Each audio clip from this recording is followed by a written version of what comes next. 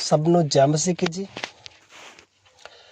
ਅਸੀਂ ਅੱਜ ਪਵਿੱਤਰ ਬਾਈਬਲ ਦੇ ਵਿੱਚੋਂ ਪੜਾਂਗੇ ਪਹਿਲਾ ਤਿਮੋਥੀਅਸ 4 ਅਧਿਆਏ ਉਹਦਾ 12 ਵਚਨ। ਕੋਈ ਤੇਰੀ ਜਵਾਨੀ ਨੂੰ ਤੁੱਛ ਨਾ ਜਾਣੇ, ਸਗੋਂ ਤੂੰ ਨਿਸ਼ਚਾਵਾਨਾਂ ਲਈ ਵਚਨ ਵਿੱਚ, ਚਾਲ ਚਲਨ ਵਿੱਚ, ਪ੍ਰੇਮ ਵਿੱਚ, ਨਿਸ਼ਚਾ ਵਿੱਚ, ਪਵਿੱਤਰਤਾਈ ਵਿੱਚ ਨਮੂਨਾ ਬਣੀ। ਸੰਤ ਪੌਲੁਸ ਕਹਿ ਰਹੇ ਨੇ ਤਿਮੋਥੀਅਸ ਨੂੰ,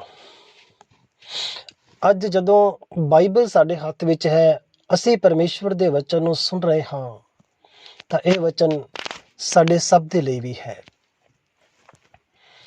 ਅਸੀਂ ਜੋ ਬਾਈਬਲ ਦਾ ਇਹ ਹਿੱਸਾ ਪੜ੍ਹਿਆ ਹੈ, ਇਹਦੇ ਵਿੱਚ ਸਾਨੂੰ ਦੱਸਿਆ ਗਿਆ ਹੈ ਕਿ ਅਸੀਂ ਇੱਕ ਨਮੂਨਾ ਬਣਨਾ ਹੈ।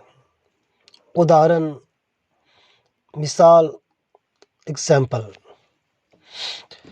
ਪ੍ਰਭੂ ਯੀਸ਼ੂ ਮਸੀਹ ਜੀ ਕਈ ਚੀਜ਼ਾਂ ਨੂੰ ਲੈ ਕੇ ਸਾਨੂੰ ਉਦਾਹਰਨ ਦੇ ਕੇ ਸਿਖਾਇਆ।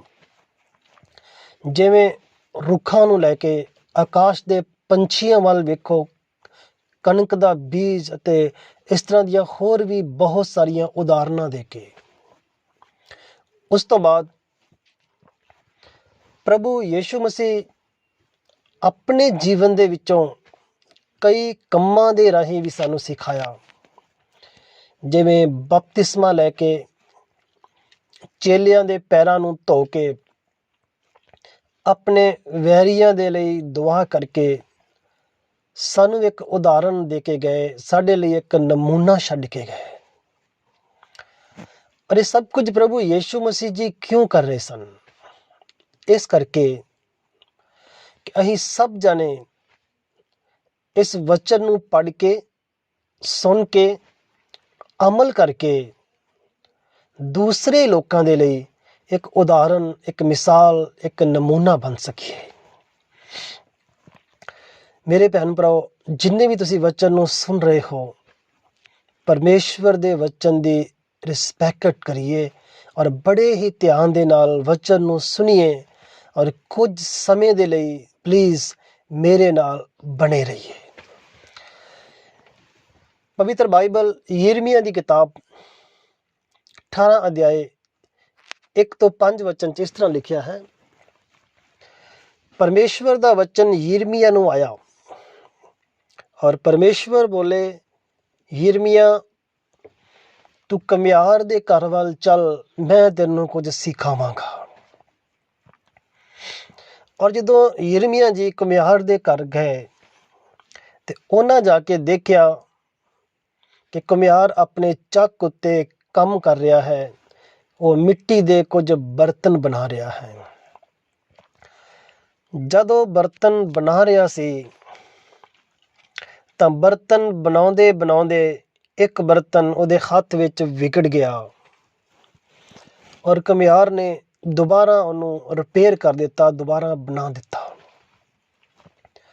ਤਾਂ ਪ੍ਰਭੂ ਪਰਮੇਸ਼ਵਰ ਜੀ ਯਿਰਮੀਆ ਨੂੰ ਬੋਲੇ,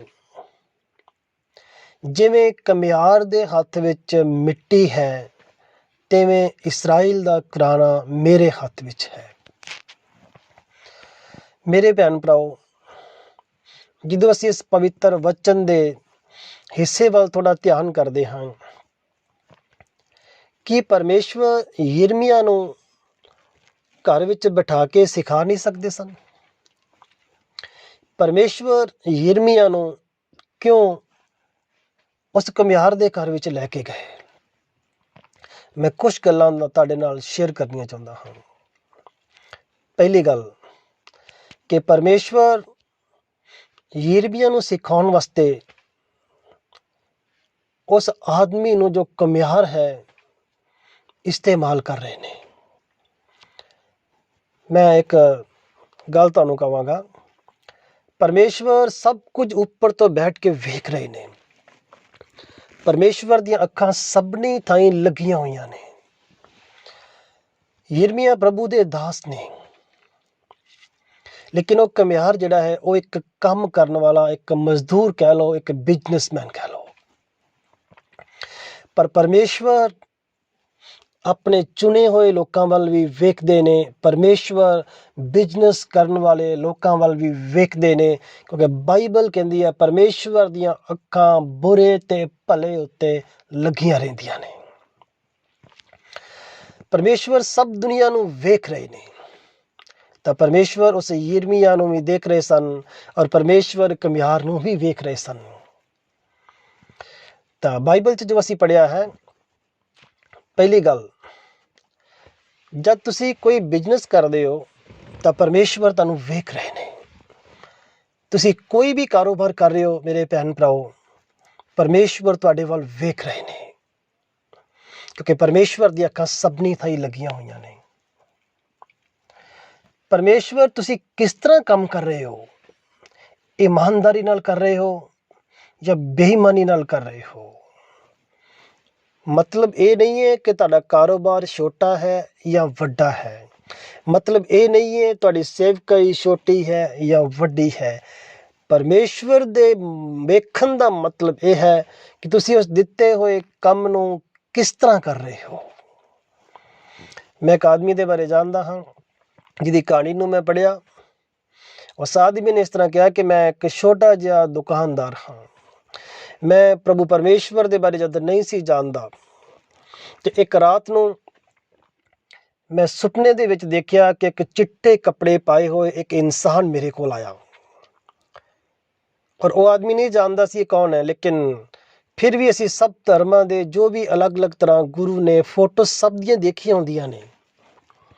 ਉਹ ਇਨਸਾਨ ਸਮਝ ਗਿਆ ਦੇਖ ਕੇ ਇਹ ਤਾਂ ਯੀਸ਼ੂ ਮਸੀਹ ਹੈ। ਔਰ ਜਦੋਂ ਪ੍ਰਭੂ ਯੀਸ਼ੂ ਮਸੀਹ ਉਹਦੇ ਨਾਲ ਗੱਲ ਕਰ ਰਹੇ ਸਨ, ਪ੍ਰਭੂ ਯੀਸ਼ੂ ਮਸੀਹ ਨੇ ਕਿਹਾ, ਮੈਂ ਤੈਨੂੰ ਆਪਣੇ ਕੰਮ ਦੇ ਲਈ ਇਸਤੇਮਾਲ ਕਰਾਂਗਾ। ਔਰ ਉਸ ਆਦਮੀ ਨੇ ਕਿਹਾ, ਪ੍ਰਭੂ ਜੀ ਮੈਂ ਤੁਹਾਨੂੰ ਜਾਣਦਾ ਹੀ ਨਹੀਂ, ਮੈਂ ਤੁਹਾਨੂੰ ਮੰਨਦਾ ਹੀ ਨਹੀਂ, ਤੁਸੀਂ ਮੈਨੂੰ ਕਿਵੇਂ ਆਪਣੇ ਕੰਮ ਦੇ ਲਈ ਇਸਤੇਮਾਲ ਕਰੋਗੇ। ਪ੍ਰਭੂ ਯੀਸ਼ੂ ਮਸੀਹ ਬੋਲੇ, ਮੈਂ ਤੈਨੂੰ ਮਾਂ ਦੇ ਪੇਟ ਚੋਂ ਹੀ ਜਾਣਦਾ ਹਾਂ। ਔਰ ਅੱਜ ਉਹ ਆਦਮੀ ਪ੍ਰਭੂ ਪਰਮੇਸ਼ਵਰ ਦੀ ਸੇਵਕਾਈ ਕਰ ਰਿਹਾ ਹੈ। ਪਿਤਾ ਪਰਮੇਸ਼ਵਰ ਦੇ ਲੋਕੋ, ਤੁਸੀਂ ਸੋਚਦੇ ਹੋਵੋਗੇ ਜੋ ਉਹ ਇਨਸਾਨ ਪ੍ਰਭੂ ਨੂੰ ਜਾਣਦਾ ਨਹੀਂ ਸੀ, ਪ੍ਰਭੂ ਕਿਉਂ ਉਹਦੇ ਕੋਲ ਆਏ, ਪ੍ਰਭੂ ਕਿਉਂ ਸੁਪਨੇ ਦੇ ਵਿੱਚ ਆ ਕੇ ਉਹਦੇ ਨਾਲ ਗੱਲ ਕੀਤੀ। ਅੱਜ ਬਹੁਤ ਸਾਰੇ ਲੋਕ ਨੇ, ਅਸੀਂ ਪ੍ਰਭੂ ਪਰਮੇਸ਼ਵਰ ਦੇ ਪਿੱਛੇ ਪਿੱਛੇ ਦੌੜ ਰਹੇ ਹਾਂ, ਲੇਕਿਨ ਫਿਰ ਵੀ ਲੋਕਾਂ ਨੂੰ ਪਰਮੇਸ਼ਵਰ ਮਿਲ ਨਹੀਂ ਰਿਹਾ। ਲੋਕ ਲੱਭ ਰਹੇ ਨੇ ਲੇਕਿਨ ਪਰਮੇਸ਼ਵਰ ਮਿਲ ਨਹੀਂ ਰਿਹਾ। ਲੇਕਿਨ ਇਸ ਆਦਮੀ ਦੇ ਕੋਲ ਖੁਦ ਪ੍ਰਭੂ ਜੀ ਚੱਲ ਕੇ ਆਏ, ਕਿਉਂ? ਜਦ ਕਿ ਉਹ ਇਨਸਾਨ ਕੋਈ ਭਗਤੀ ਕਰਨ ਵਾਲਾ ਜ਼ਿਆਦਾ ਇਨਸਾਨ ਨਹੀਂ ਸੀ। ਮੈਂ ਦੱਸਦਾ ਤੁਹਾਨੂੰ ਕਿਉਂ। ਕਿਉਂਕਿ ਉਹ ਇਨਸਾਨ ਇੱਕ ਛੋਟਾ ਜਿਹਾ ਕਾਰੋਬਾਰ ਕਰ ਰਿਹਾ ਹੈ, ਪਰ ਉਸ ਆਦਮੀ ਦੀ ਅਗਵਾਈ ਹੈ ਕਿ ਮੈਂ ਛੋਟੀ ਜੀ ਦੁਕਾਨ ਨੂੰ ਕਰਦਿਆਂ ਹੋਇਆਂ ਵੀ ਕਦੀ ਕਿਸੇ ਨਾਲ ਬੇਈਮਾਨੀ ਨਹੀਂ ਕੀਤੀ। ਮੈਂ ਤੱਕੜੀ ਦੇ ਵੱਟਿਆਂ ਨੂੰ ਕਦੀ ਵੱਢ ਘੱਟ ਨਹੀਂ ਸੀ ਕੀਤਾ। ਮੈਂ ਤੋਲ ਵਿੱਚ ਕਦੇ ਹੇਰਾ ਫੇਰੀ ਨਹੀਂ ਕੀਤੀ। ਮੈਂ ਹੋ ਸਕੇ ਤੇ ਆਪਣੀ ਹੈਸੀਅਤ ਦੇ ਮੁਤਾਬਕ ਕਈ ਵਾਰੀ ਕੁਝ ਗਰੀਬਾਂ ਦੀ ਮਦਦ ਕਰਦਾ। ਮੈਂ ਆਪਣੇ ਛੋਟੇ ਜਿਹੇ ਕਾਰੋਬਾਰ ਨੂੰ ਇਮਾਨਦਾਰੀ ਨਾਲ ਕਰ ਰਿਹਾ ਸੀ। ਔਰ ਪ੍ਰਭੂ ਪਰਮੇਸ਼ਵਰ ਉਸ ਆਦਮੀ ਦੀ ਇਮਾਨਦਾਰੀ ਨੂੰ ਦੇਖਿਆ। ਪ੍ਰਭੂ ਪਰਮੇਸ਼ਵਰ ਉਸ ਆਦਮੀ ਦੀ ਵਫਾਦਾਰੀ ਨੂੰ ਦੇਖਿਆ। ਪ੍ਰਭੂ ਪਰਮੇਸ਼ਵਰ ਜੋ ਸਭ ਕੁਝ ਉੱਪਰ ਬੈਠ ਕੇ ਵੇਖ ਰਹੇ ਨੇ, ਮੇਰੇ ਭੈਣ ਭਰਾਓ, ਅੱਜ ਪਰਮੇਸ਼ਵਰ ਚਾਹੁੰਦੇ ਨੇ ਕਿ ਅਸੀਂ ਦੂਸਰੇ ਲੋਕਾਂ ਦੇ ਲਈ ਕਿਵੇਂ ਉਦਾਹਰਣ ਬਣ ਸਕਦੇ ਹਾਂ। ਯਿਰਮੀਆ ਦੇ ਲਈ ਉਸ ਟਾਈਮ ਤੇ ਘੁਮਿਆਰ ਇੱਕ ਉਦਾਹਰਣ ਬਣ ਗਿਆ। ਪਰਮੇਸ਼ਵਰ ਯਿਰਮੀਆ ਨੂੰ ਸਿਖਾਉਣ ਦੇ ਲਈ ਘੁਮਿਆਰ ਦੇ ਘਰ ਵਿੱਚ ਲੈ ਕੇ ਗਏ, ਉਹਦੇ ਕਾਰੋਬਾਰ ਨੂੰ ਦਿਖਾਇਆ। ਪਿਤਾ ਪਰਮੇਸ਼ਵਰ ਦੇ ਲੋਕੋ, ਮੈਂ ਨਹੀਂ ਜਾਣਦਾ ਤੁਸੀਂ ਕਿਸ ਕਾਰੋਬਾਰ ਨੂੰ ਕਰ ਰਹੇ ਹੋ, ਪਰ ਕੋਈ ਨਾ ਕੋਈ ਕਾਰੋਬਾਰ ਤੁਸੀਂ ਜ਼ਰੂਰ ਕਰ ਰਹੇ ਹੋ।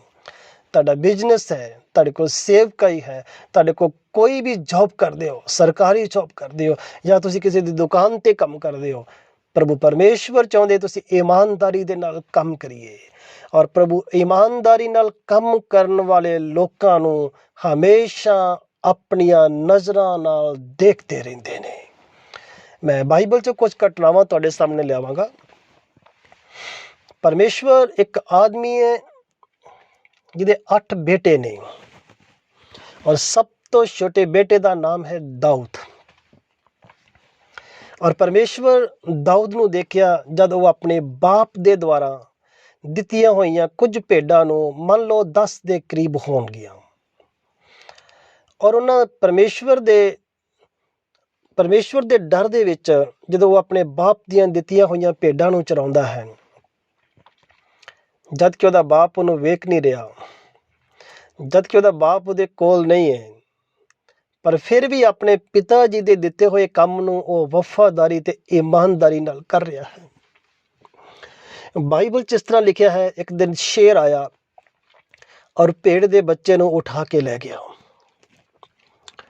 ਔਰ ਉਸ ਬੱਚੇ ਨੇ, ਜਿਹਦੀ ਉਮਰ ਕੋਈ ਜ਼ਿਆਦਾ ਨਹੀਂ ਸੀ, ਜਾ ਕੇ ਸ਼ੇਰ ਦੇ ਮੂੰਹ ਦੇ ਵਿੱਚੋਂ ਜਿੰਦਾ ਹੀ ਭੇਡ ਦੇ ਬੱਚੇ ਨੂੰ ਲੈ ਕੇ ਆਂਦਾ ਔਰ ਨਾਲ ਦੀ ਨਾਲ ਨੁਕਸਾਨ ਕਰਨ ਵਾਲੇ ਦਾ ਨਾਸ਼ ਵੀ ਕਰ ਦਿੱਤਾ।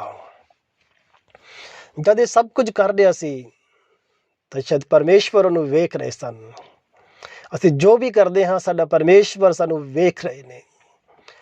ਤਾਂ ਉਹ ਪਰਮੇਸ਼ਵਰ ਜੋ ਵੇਖ ਰਹੇ ਨੇ, ਉਹਨਾਂ ਨੇ ਇੱਕ ਫੈਸਲਾ ਕੀਤਾ ਕਿ ਆਪਣੇ ਪਿਤਾ ਦੀਆਂ ਦਿੱਤੀਆਂ ਹੋਈਆਂ ਕੁਝ ਭੇਡਾਂ ਨੂੰ, ਆਪਣੇ ਪਿਤਾ ਦੇ ਦਿੱਤੇ ਹੋਏ ਛੋਟੇ ਜਿਹੇ ਕਾਰੋਬਾਰ ਨੂੰ ਇਹ ਆਦਮੀ ਇਮਾਨਦਾਰੀ ਦੇ ਨਾਲ ਕਰ ਰਿਹਾ ਹੈ, ਇਹ ਬੱਚਾ ਇਮਾਨਦਾਰੀ ਦੇ ਨਾਲ ਕਰ ਰਿਹਾ ਹੈ। ਔਰ ਪਿਤਾ ਪਰਮੇਸ਼ਵਰ ਨੇ ਇੱਕ ਫੈਸਲਾ ਕੀਤਾ ਕਿ ਮੈਂ ਇਹਨੂੰ ਇਸਰਾਇਲ ਦਾ ਰਾਜਾ ਬਣਾਵਾਂਗਾ, ਔਰ ਜਿਸ ਤਰ੍ਹਾਂ ਇਹ ਭੇਡਾਂ ਦੀ ਅਗਵਾਈ ਤੇ ਰਾਖੀ ਕਰ ਰਿਹਾ ਹੈ, ਇਸ ਤਰ੍ਹਾਂ ਇਸਰਾਇਲ ਦੇ ਲੋਕਾਂ ਦੀ ਰਾਖੀ ਤੇ ਅਗਵਾਈ ਵੀ ਕਰ ਸਕੇਗਾ। ਮੇਰੇ ਭੈਣ ਭਰਾਓ, ਪਰਮੇਸ਼ਵਰ ਸਾਡੇ ਸਭ ਦੇ ਜੀਵਨ ਵੱਲ ਵੇਖ ਰਹੇ ਨੇ। ਨੰਬਰ 2, ਇੱਕ ਹੋਰ ਆਦਮੀ ਬਾਈਬਲ ਜਿਹਦਾ ਨਾਮ ਹੈ ਪਤਰਸ। ਔਰ ਬਾਈਬਲ 'ਚ ਇਸ ਤਰ੍ਹਾਂ ਲਿਖਿਆ, ਲੂਕਾ 5ਵੇਂ ਅਧਿਆਏ ਦੇ ਵਿੱਚ ਇੱਕ ਕਹਾਣੀ ਹੈ। ਪਤਰਸ ਸਾਰੀ ਰਾਤ ਮਿਹਨਤ ਕੀਤੀ, ਪਰ ਉਹਦੇ ਜਾਲ ਵਿੱਚ ਕੋਈ ਮੱਛੀ ਨਹੀਂ ਆਈ। ਉਹ ਮੱਛੀਆਂ ਪਕੜਨ ਦਾ ਕੰਮ ਕਰਦਾ ਹੈ। ਸਾਰੀ ਰਾਤ ਮਿਹਨਤ ਕਰਨ ਤੋਂ ਬਾਅਦ ਸੁਬਹ ਦਾ ਟਾਈਮ ਹੈ। ਪ੍ਰਭੂ ਯੀਸ਼ੂ ਮਸੀਹ ਪਤਰਸ ਦੇ ਕੋਲ ਆਏ। ਕਿਉਂ ਆਏ ਪ੍ਰਭੂ ਯੀਸ਼ੂ ਮਸੀਹ? ਅਰੇ ਪਤਰਸ ਜੀ, ਰਾਤ ਦਾ ਹਨੇਰਾ ਹੈ।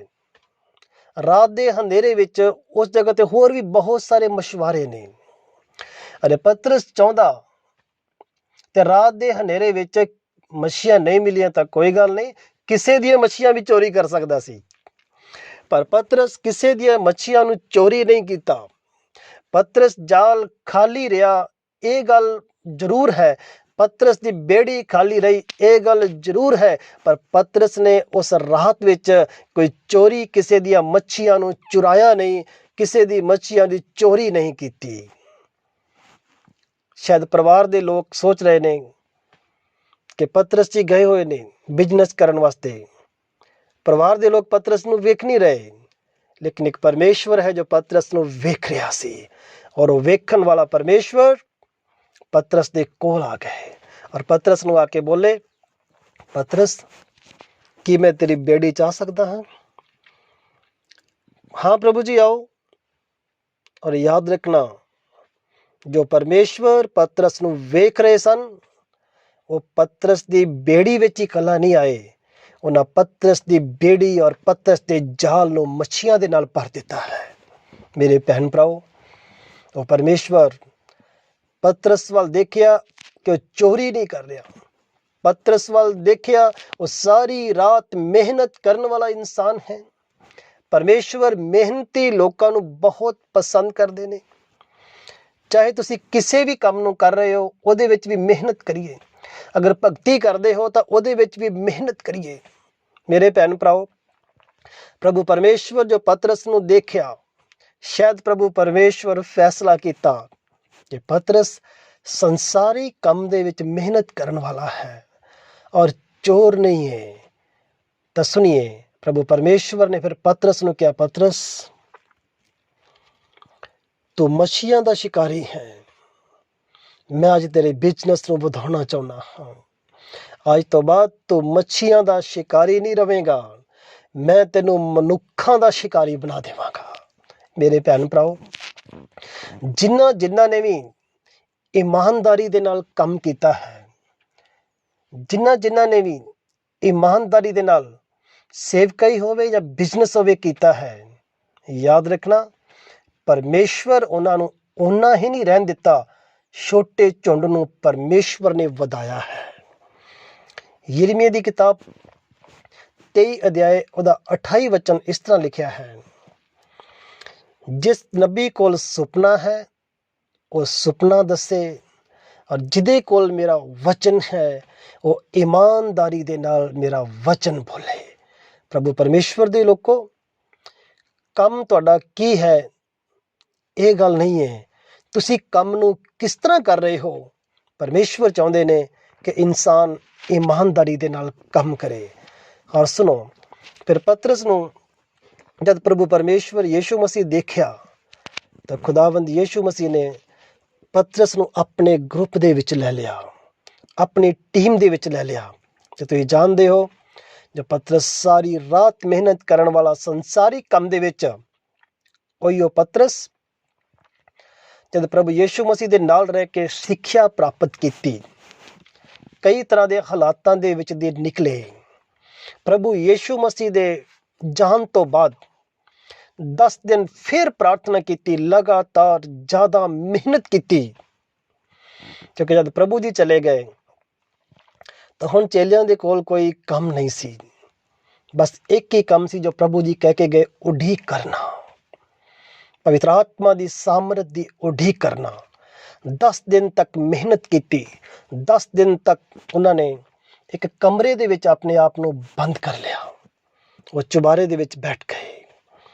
ਔਰ 10 ਦਿਨ ਦੀ ਪ੍ਰਾਰਥਨਾ ਤੋਂ ਬਾਅਦ ਤੁਸੀਂ ਜਾਣਦੇ ਹੋ, ਜਦੋਂ ਬਾਹਰ ਨਿਕਲੇ ਤਾਂ ਇੱਕ ਪ੍ਰਚਾਰ ਦੇ ਨਾਲ ਹੀ 3000 ਲੋਕਾਂ ਨੇ ਤੋਬਾ ਕਰ ਲਈ।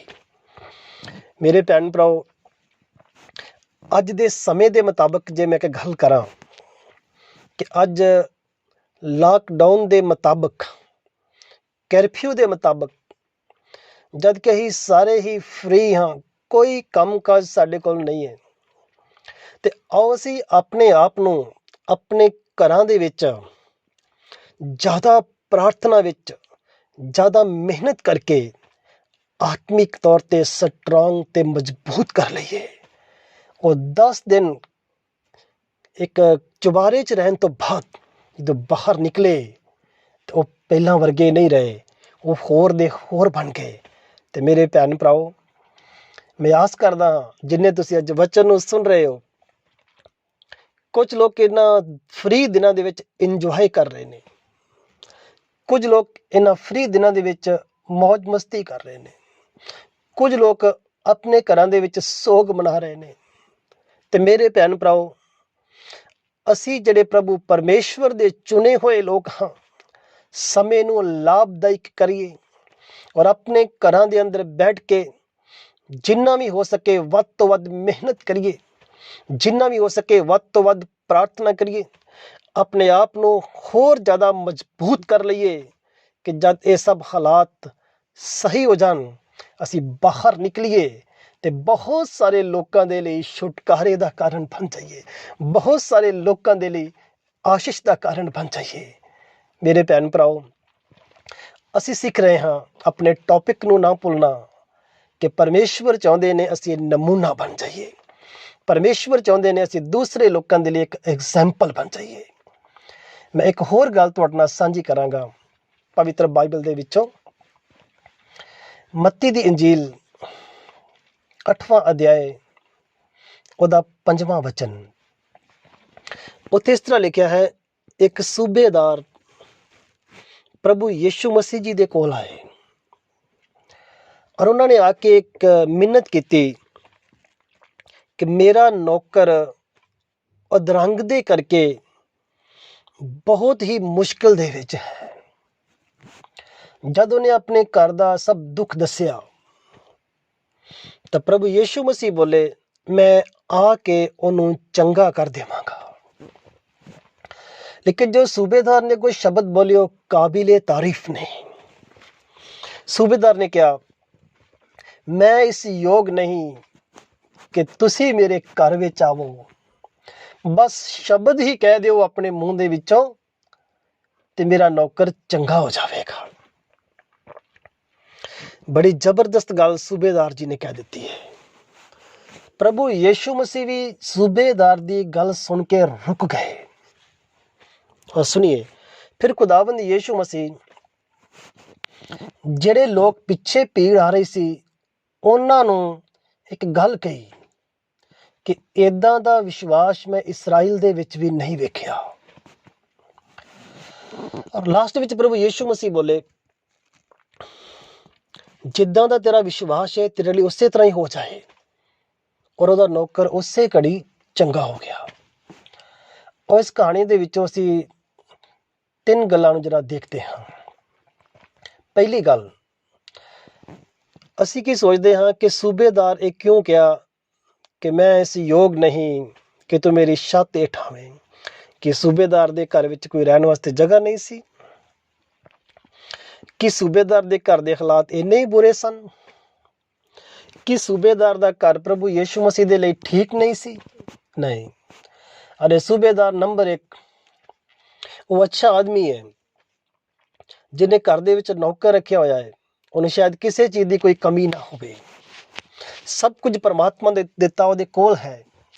ਲੇਕਿਨ ਉਹ ਇੱਕ ਗੱਲ ਵੱਲ ਬੜੇ ਹੀ ਧਿਆਨ ਦੇ ਨਾਲ ਸੁਣਨਾ, ਇੱਕ ਗੱਲ ਦੇ ਵੱਲ ਬੜਾ ਧਿਆਨ ਦੇ ਨਾਲ ਉਹ ਪ੍ਰਭੂ ਯੀਸ਼ੂ ਮਸੀਹ ਨੂੰ ਬੋਲ ਰਿਹਾ ਹੈ ਕਿ ਤੁਸੀਂ ਵਚਨ ਹੀ ਕਹਿ ਦਿਓ ਤੇ ਮੇਰਾ ਨੌਕਰ ਠੀਕ ਹੋ ਜਾਏਗਾ। ਮਤਲਬ ਉਹ ਪਰਮੇਸ਼ਵਰ ਦੇ ਵਚਨ ਦੀ ਅਹਿਮੀਅਤ ਨੂੰ ਸਮਝਦਾ ਹੈ। ਉਹ ਪਰਮੇਸ਼ਵਰ ਦੇ ਵਚਨ ਦੀ ਤਾਕਤ ਨੂੰ, ਪਰਮੇਸ਼ਵਰ ਦੇ ਵਚਨ ਦੀ ਸੱਚਾਈ ਨੂੰ ਸਮਝਦਾ ਹੈ। ਅਸੀਂ ਪ੍ਰਭੂ ਪਰਮੇਸ਼ਵਰ ਦੇ ਲੋਕ ਹੁੰਦਿਆਂ ਵੀ ਕਈ ਵਾਰੀ ਪਰਮੇਸ਼ਵਰ ਦੇ ਵਚਨ ਦੀ ਤਾਕਤ ਨੂੰ ਸਮਝਦੇ ਨਹੀਂ ਹਾਂ।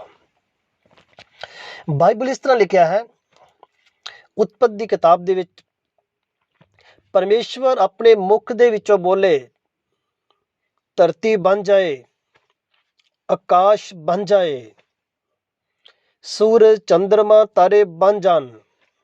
ਸਭ ਕੁਝ ਬਣ ਗਿਆ। ਇਹ ਪਰਮੇਸ਼ਵਰ ਦੇ ਮੂੰਹ ਚੋਂ ਨਿਕਲਣ ਵਾਲੇ ਸ਼ਬਦਾਂ ਦੀ ਤਾਕਤ ਹੈ।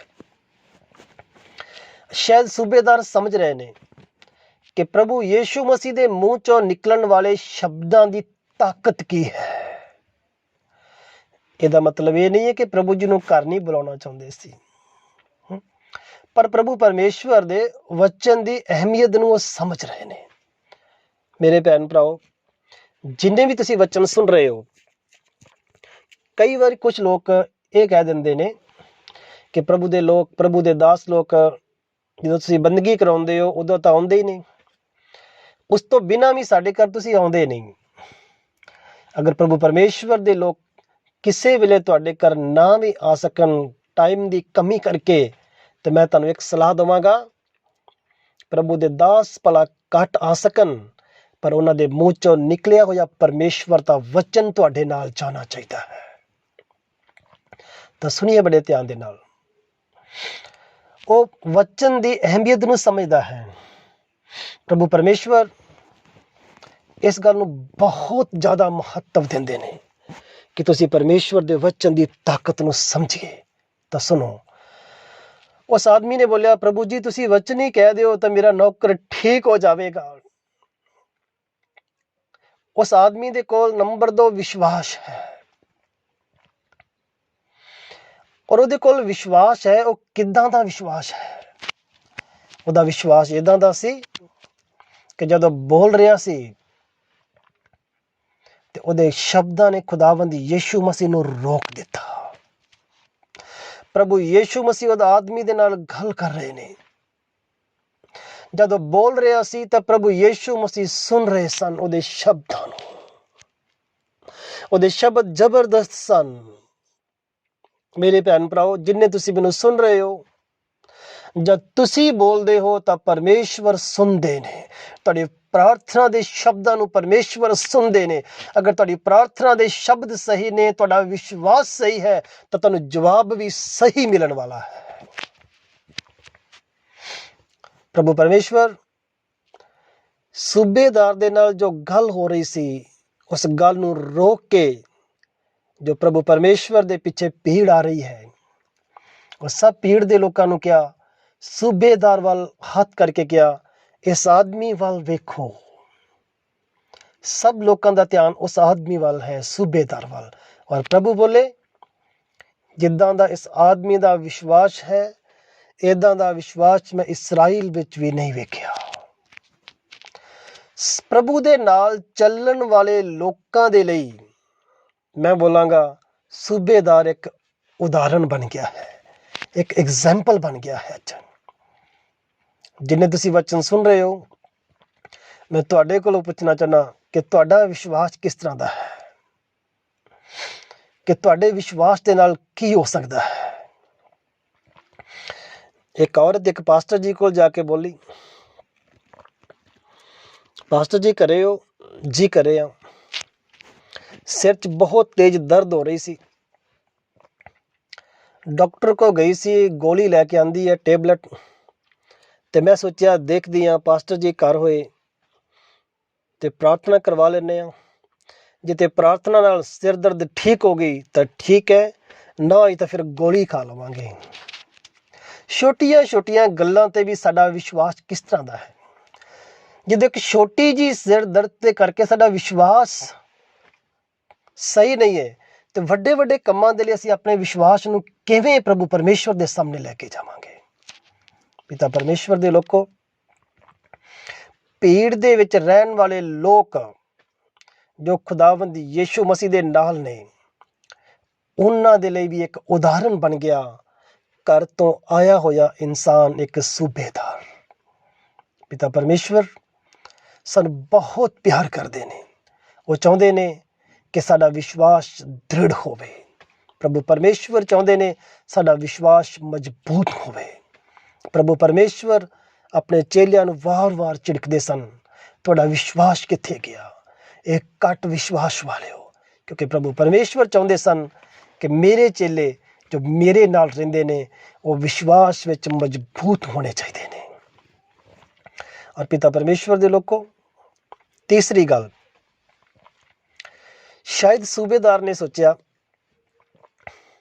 कि मेरे घर दे विच तां सिर्फ एक आदमी बीमार है, तो प्रभु यीशु मसीह के पीछे चलण वाले बहुत सारे लोग ने, इन्हां नूं छड्ड के प्रभु यीशु मसीह मेरे नाल जाणगे तो यह शायद ठीक नहीं है।